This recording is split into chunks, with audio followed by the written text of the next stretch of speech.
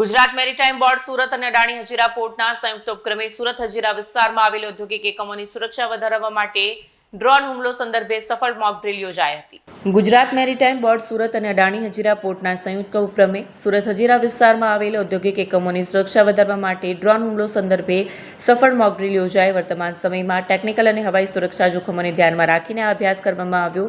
Mock drill દરમિયાન બપોરે 12:10 કલાકે અડાણી હજીરા પોર્ટ પર અજાણ્યા શંકાસ્પદ ડ્રોન દ્વારા લિક્વિડ જેટી અને લિક્વિડ ટર્મિનલ પર કથિત હવાઈ હુમલાની સ્થિતિ સર્જાઈ। ટૂંક સમયમાં ઓન સાઇટ ઇમરજન્સી ઘોષણા કરવામાં આવી અને સુરક્ષાના ભાગરૂપે કાર્ગો હેન્ડલિંગ, શિપ મૂવમેન્ટ અને ક્રેન ઓપરેશન તાત્કાલિક બંધ કરાયા। Port security units, CISF, marine police અને પોર્ટ કર્મચારીઓ હાઇલાઇટ સિટીમાં રહીને સુરક્ષિત સ્થાને ખસી ગયા। સમગ્ર મોક ડ્રીલ અડાણી હજીરા પોર્ટના ચીફ ઓપરેટિંગ ઓફિસર પંકજ ઉકેના માર્ગદર્શન હેઠળ સફળતાપૂર્વક અમલમાં આવી। આ મોક ડ્રીલ દ્વારા અડાણી હજીરા પોર્ટ, સરકારી વિભાગો અને સ્થાનિક કંપનીઓએ આપત્તિ પ્રબંધન, સુરક્ષા સજ્જતા અને સામુદાયિક સુરક્ષામાં સુધારા લાવવાના પ્રયત્નો કર્યા। અંતમાં વધુ સુધારા અને ભવિષ્યમાં કાર્યક્ષમતા વધારવા અંગે ચર્ચા પણ કરવામાં આવી। Bureau report, Satyari news, Surat.